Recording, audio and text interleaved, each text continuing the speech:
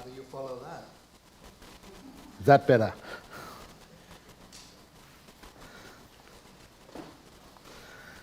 It's good to see that the chicken has finally made it. If the chicken can cross the road, so can you. Even if it takes 4 weeks or longer. This is not a thing, crossing the road is not something that you do just all the time. You have to think about it. And as we'll see from our story, you have to see and meet the need. The parable of the Good Samaritan. What a great story. You all know it, don't you? People outside know the story so well. We have buildings and societies and hospitals named after the Good Samaritan. You know there's a Samaritan law in Victoria? If that piques your interest, go and look it up. I'm thinking everyone knows the story, so why are we looking at it again? Why do we have to listen to another sermon on the Good Samaritan? Well, I have a couple of important reasons. For most people, this story is about helping someone in need. But it's not just a helping story.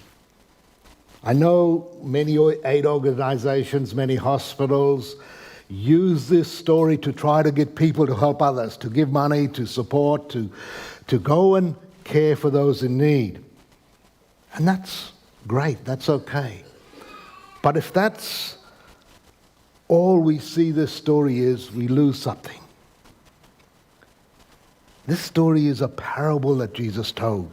A parable is an earthly story with a heavenly meaning or a spiritual meaning. If we don't look at that spiritual meaning, we will lose something. We may need to even interpret the story differently.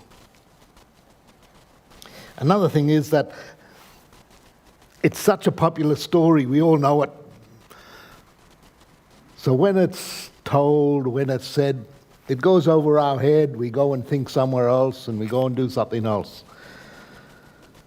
So often that means when we know the story so well that we lose what it is trying to say. We lose the impact. And this story, the impact, is a call to action, to make sure you get across the road.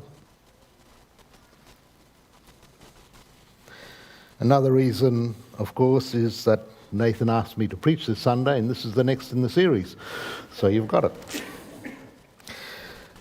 I hope to probe this sermon a bit deeper today to help us to really get what it is asking us to do.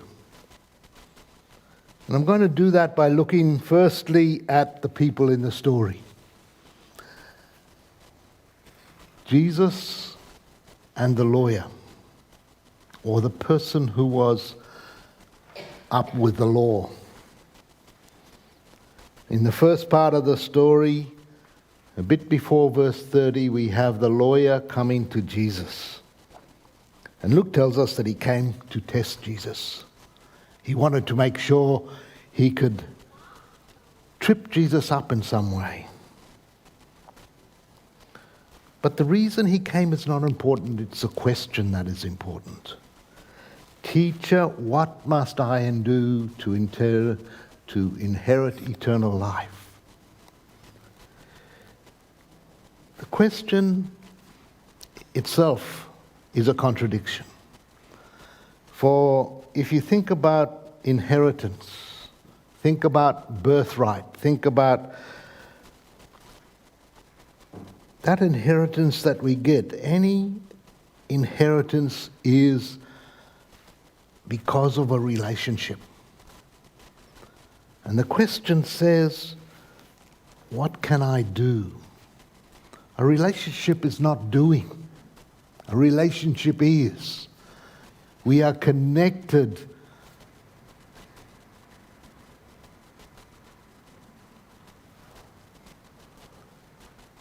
Any gift that we receive in an inheritance is because we know the person.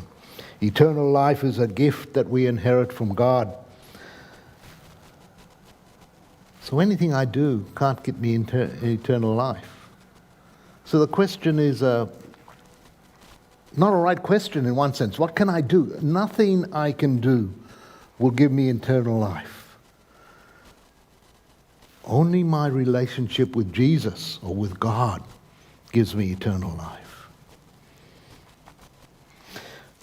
Jesus, as he often does, answers the question with another question. He asked the lawyer, "What's the law say?" "You're a lawyer, tell me what the law says. How do you understand what it means?" And the lawyer answered, "Love the Lord your God with all your heart, and with all your soul, and with all your strength, and with all your mind."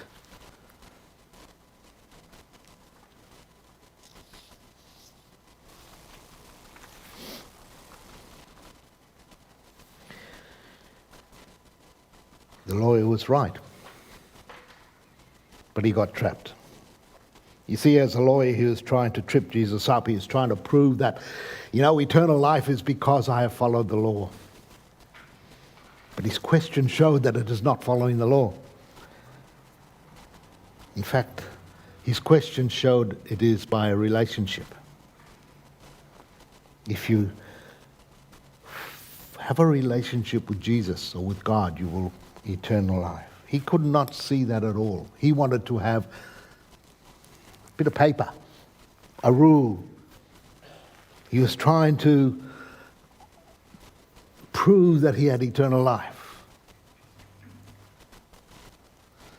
So trying hard, he pulled out another question, a wild card, something that he thought would trip Jesus up. He said, "Who is my neighbor?" Before we go any further, we need to understand who is a neighbor in Jewish culture. In Jewish culture, only another Jew is your neighbor. Even if someone lives next door, if he's not a Jew, he's not your neighbor. Gentiles were not considered neighbors, even if they were very close to you. I wonder who you consider to be your neighbor.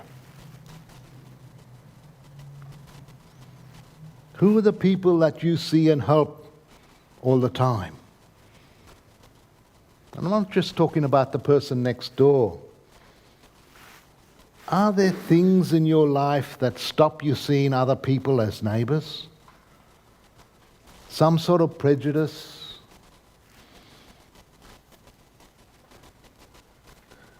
Some sort of feeling, difference?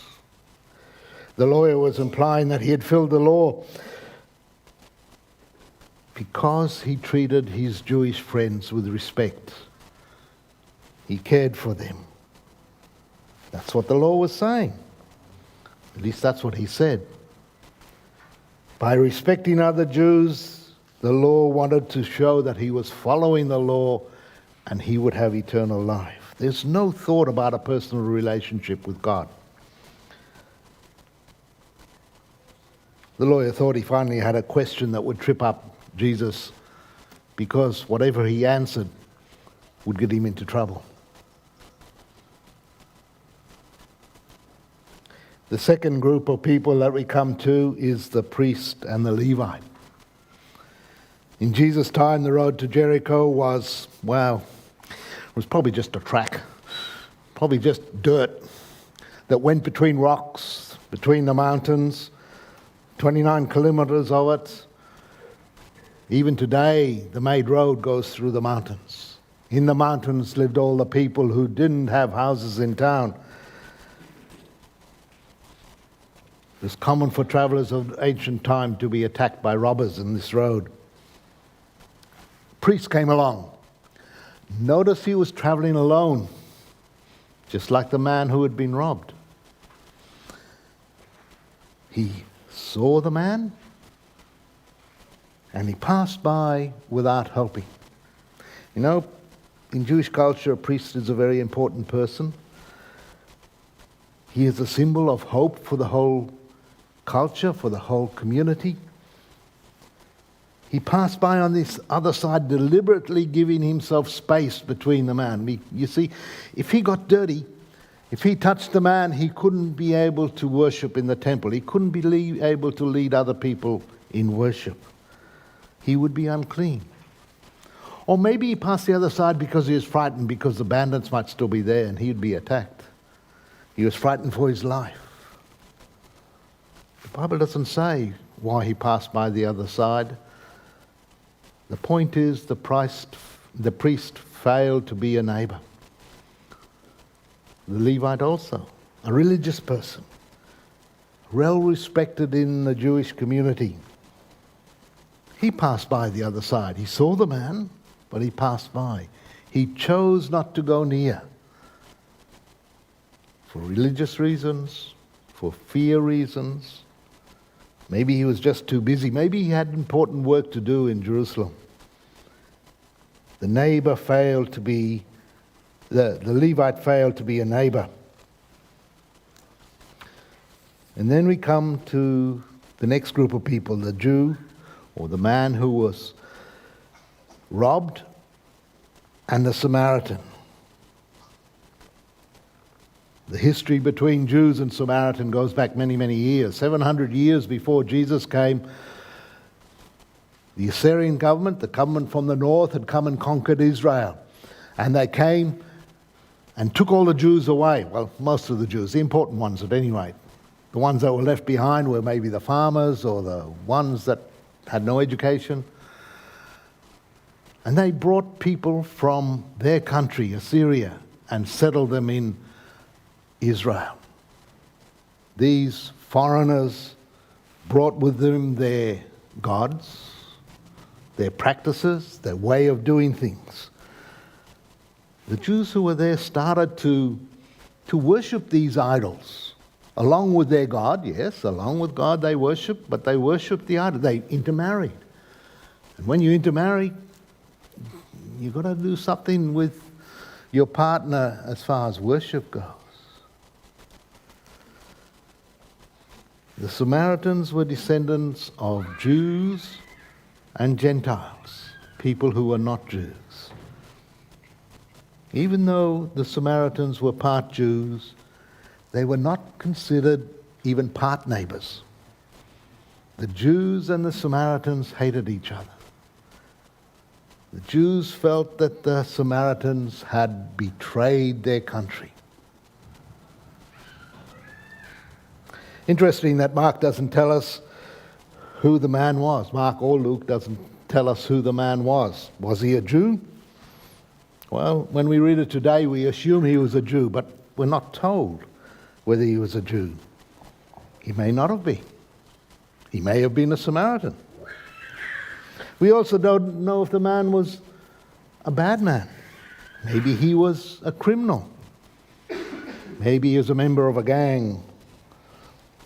Maybe he was a very religious person, a Jew who knew God and worshipped God in the temple. We don't know if the man was cruel or bad. He may have been a good man and a just man. For Jesus, who the man was is not important. And I think that is deliberate. Jesus is saying that to be a neighbor, we are supposed to help everybody. Because they are created by God, they are people. Doesn't matter whether they're good or bad, Jew or Gentile, or anything else. But the world doesn't understand this, you know. Many are willing to help good people when they are in need, but helping a thief or a drunkard or an unemployed or a cheat or a person who is different to me, we often do not seek to help those sort of people. In our time, the half-dead man's photo would have been on Instagram before he even got to hospital. You've seen that? You know, the guy that was attacked in Melbourne, his photo was up very, very quickly. Everybody would take pictures, but not too many people would help. You know, it's interesting that it's a man that was despised by the Jews that became a neighbor to the fallen man. We don't know anything about the Samaritan. Did he know God? Was he a good person? Was he knew that this was a Jew who was in trouble? Jesus doesn't tell us. He just says the Samaritan who was traveling came to where the injured man was, saw him, and felt compassion for him. All the Samaritan knew was what he saw. He was a man on the ground, feeling injured, probably near death. How do you react when you find a beggar coming to you in the streets, or you pass someone sitting on the side of the road with a box in front of him asking for money? Do you even look at the person? Do you avoid eye contact and go past quickly? You know, sometimes I have questions in my mind. I see a person like that and I say, the government gives you money. Why do you need money from me? Why don't you get a job? How come you've got an iPhone? Because some of them do. These are the sort of questions that come into my mind. I try to justify my not helping. I don't have any money. These days I don't carry much change in my pocket. I wouldn't dare give him $20. I don't have time. My wife's gone up the road, I've got to follow her. One day, a girl was in a Pizza Hut with her family eating a pizza, and there's a beggar outside the window with his back to the window. He was in dirty clothes. She wanted to share a pizza with him. What would you do as a family member? As a parent of an 8-year-old girl who wants to feed the beggar outside? The girl got up with her pizza box, went outside and sat down next to the beggar and shared her pizza, talked to him the whole time. She was a talker, but that was all right. What would you do? Would you let your 8-year-old go out and sit next to a beggar? Would you take a picture? More to the point. Then Jesus closed the story with another question. Which of these three do you think was a neighbor? The man who fell into the hands of the robbers. Who was a neighbor to him? The lawyer knows the answer, but he can't get himself to say the Samaritan. What if his friends saw him and said, oh, he likes Samaritans, he's going to be a neighbor to Samaritans? He said, the man who had mercy on him. And Jesus said, go and do likewise. So that's the story. What do you understand from the story?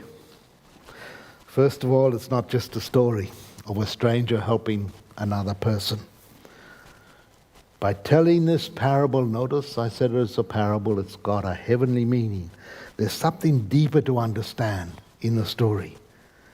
Eternal life is an inheritance from God. Nothing I do can get me eternal life.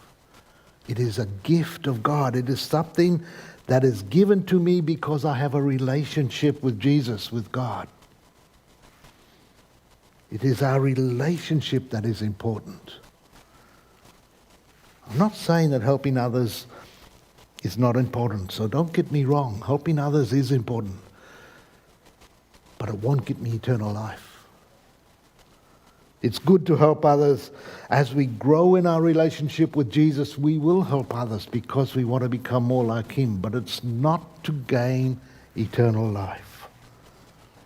So our love for another grows out and shows our love for God. And if I walk past a beggar, what is that showing about my love for God? Be a neighbor to anyone in need. Don't think of them as different, as not worthy, whatever reason. Because God created everyone in his own image, being a neighbor even to those who are not like us, who are different to us. This shows the love of God. I wonder if you ever considered the Ten Commandments. I'm sure you've read them back in Exodus or Deuteronomy. It's interesting to note 10 commandments, 2 about our relationship with God, 8 about our relationship to other people. Jesus said, "Don't misunderstand why I've come. I did not come to abolish the law of Moses or the writings. No, I came to accomplish its purpose." We are not under the law, but when we love God and others and show mercy to all, the purpose of the law is fulfilled. Finally, this is a story that calls us to action. There's a couple of things to remember as we act. Firstly, don't think about the reward, because it's not about a reward. It is true that loving God and being a neighbor to others will show our love for God, but we will not gain merit points in heaven if we do good things. Following the law will not give us eternal life. Rather, showing mercy, being a good neighbor, is because we have eternal life already. Secondly, the story shows us not to count the risk. The priest and the Levite counted the risk. They had good reason. Fear, safety, responsibility, going to God's house to work. Today, time, taking a picture. The Samaritan did not count the risk. In fact, he went out of his way and it cost him.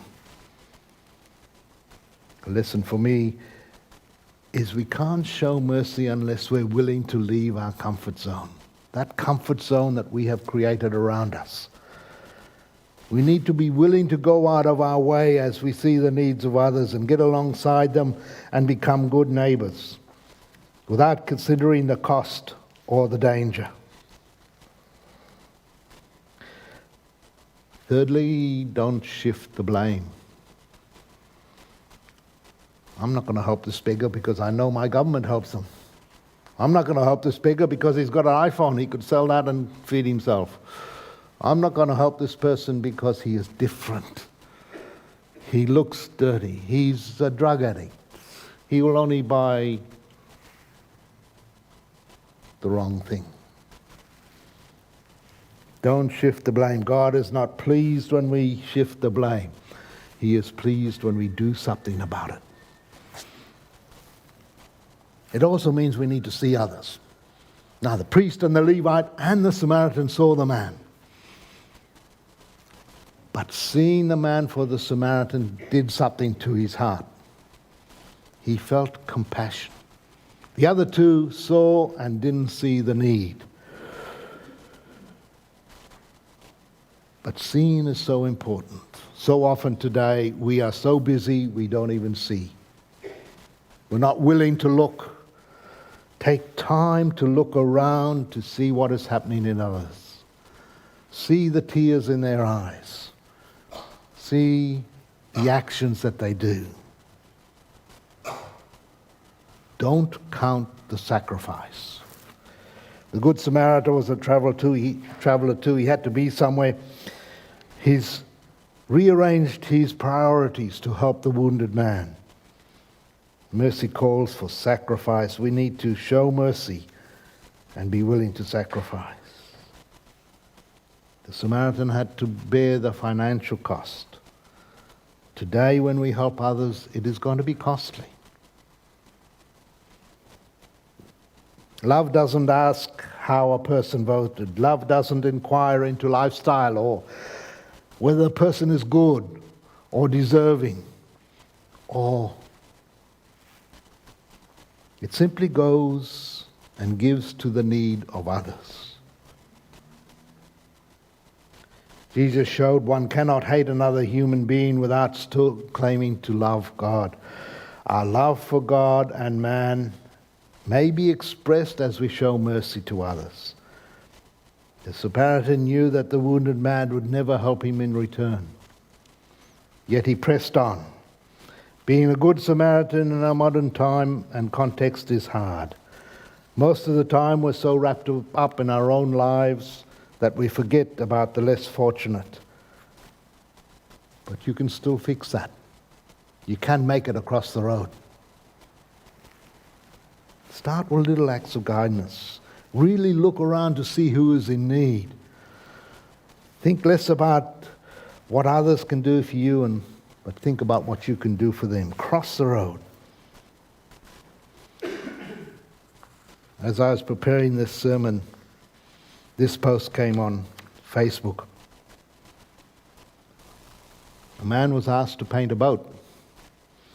He brought his paint and brushes and began to paint the boat a bright red, which is what the owner had asked him. While he's painting, he noticed a small hole in the boat, and he quietly repaired it. When he finished painting, he received his money and left. The next day, the owner came and gave him a big check. The painter said, "I don't deserve. You already paid me for this. Why did you give me that?" The man said, "This is not for the paint job. This is for the repair job." You see, after he finished painting the boat, the man's kids got in the boat and took it out for a fishing trip. The man wasn't home. When he came home, he was so worried because he knew about the hole, but no one else did. Finally, the kids came back. As the man examined the boat, he saw the repair job. The person who painted the boat didn't do it for the money. He fixed the hole because it was a hole. He saw the need. As we serve and care for other people, don't underestimate what you are doing. You can be saving people's lives. You don't know how many people's you have lived as you help and sustain, as you wipe away tears, as you listen attentively, as you carefully repair the leaks in their lives. You never know the people that you can help in need. As you go through life, there are many holes that you can face. Many holes in people's lives that you can touch and fix. Become a good neighbor. Cross the road. See the needs of others. And get out of your comfort zone